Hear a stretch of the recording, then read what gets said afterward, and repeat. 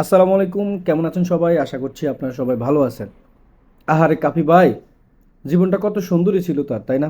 আজকের এই ভিডিও জুড়ে আপনাদের সঙ্গে আলোচনা করব এবং বোঝানোর চেষ্টা করব যে আসলে কেন কি জন্য আজকের এই কাফি ভাইয়ের এই পরিণতি। দুঃখের সাথে এই কথাটা বলতে হচ্ছে, অহংকার পতনের মূল।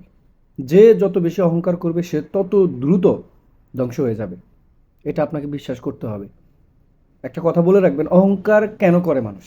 মানুষ যখন তার অবস্থানটা পরিবর্তন হয়ে যায়, তখন সে এক পর্যায়ে শয়তানের ধোঁকায় সে অহংকারী হয়ে যায়।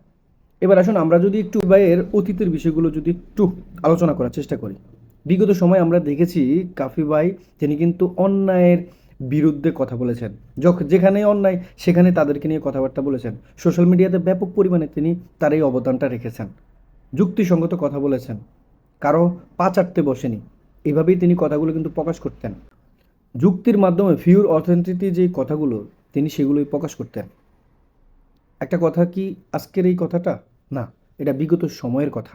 জানেন যে বিগত সময়ে তিনি যে বইমেলায় তিনি তার যে বইটা প্রকাশ করেছেন, সেখানে কিন্তু মানে এমন একটা পর্যায় ছিল যে প্রথম তার বইটা প্রকাশ করার পরে যখন দর্শক যারা আছে তাকে কিন্তু আপনার তার সেই বইটিকে তেমন একটা বেশি ফলো করে নাই, এবং কি যার মাধ্যমে বইটি ছাপিয়েছে, যা যাকে নিয়ে আর কি তার এই যে বইমেলায় আসা, তার কাছে ফোন দিচ্ছে কিন্তু সে ফোনটা পর্যন্ত ধরতেছে না। এটা কিন্তু কাফি ভাইয়ের বক্তব্য ছিল, তার অবস্থানটা এমন ছিল।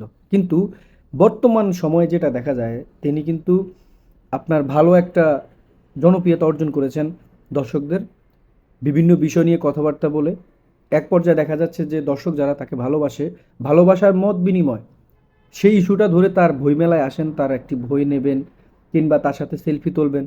সেখান থেকেই তার মেয়েলি যে ফ্রেন্ডরা আছে, ছেলে যারা আছে, ছেলে ফ্রেন্ড যারা আছে, এই সবাইকে মিলে তার একটা ভালো একটা অবস্থান ছিল বইমেলাতে। খুব ভালো একটা জমজমাট ছিল। সেখান থেকেই আজকে তাকে নিয়ে এই যে টোল করা থেকে শুরু করে বিভিন্ন বিষয়। দেখেন, আমরা একটা মানুষের খারাপ দিকগুলো নিয়ে আলোচনা করার চেয়ে তার ভালো দিকগুলো আমরা ভুলে যাই। সে কি করেছে, সে কোন ভালো কাজটা করেছে সেটা আমরা তাকে সেটা চিহ্নিত করি না। আছেন কিংবা বড় ইউটিউবার যারা আছেন তারা তাকে নিয়ে যখন কথা বলা শুরু করেছে বিভিন্নভাবে, তখন থেকেই তিনি টোলের শিকার হচ্ছেন।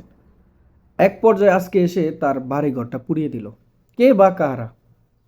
কিন্তু সে যেভাবে বক্তব্যটা দিচ্ছে, তার কথার সঙ্গেও তিনি তার যুক্তি রেখেই কথাবার্তা বলতেছেন। তবে যে কাজটা তার সাথে করা হয়েছে, আপনারা কি বলেন? এই কাজটা কি ঠিক করা হয়েছে? অবশ্যই আপনাদের মতামতটা কমেন্ট বক্সে কমেন্ট করে জানাবেন। যে যেমন কর্ম করবে সে কিন্তু তেমন কর্মের ফলই পাবে। অতিরিক্ত বাড়াবাড়ি করলে তার রেজাল্টটা কী হয় সেটা আসলে বলার আর কোনো বাসা রাখে না। কিন্তু কাফি ভাইয়ের সাথে যে কাজটা করা হয়েছে এটা খুবই দুঃখজনক।